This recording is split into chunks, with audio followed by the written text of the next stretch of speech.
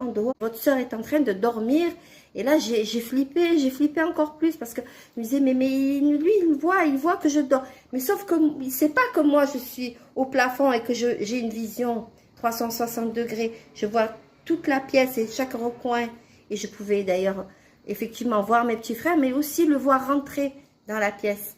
Et là, il prend mes frères et sœurs, il prend mes deux petits frères et il leur dit, allez, sortez, laissez-la dormir. Et moi, j'étais là, attends, aidez-moi, je ne sais pas ce qui m'arrive, au secours, aidez-moi. Sauf que, clac, la porte s'est fermée et je me suis retrouvée toute seule à nouveau. Et là, je me suis dit, non, mais quand est-ce que ça va finir? Mais quand est-ce que je vais réintégrer mon corps?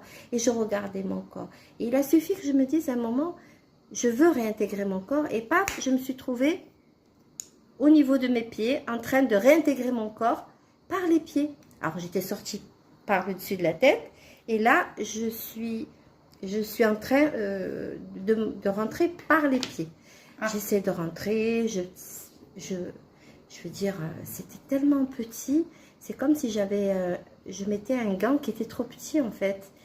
Et c'était avec une grande peine, avec beaucoup d'efforts, que j'ai pu réintégrer mon corps. Et là, soulagement. Et je me suis réveillée. Je suis descendue voir mes grands-parents. Et là, lorsque je suis descendue voir mes grands-parents et la famille au rez-de-chaussée, ils ont vu que j'étais quand même pâle et j'étais pas bien. Ils m'ont questionnée, mais j'ai rien su leur dire. Je me suis dit qu'ils allaient me prendre pour une folle.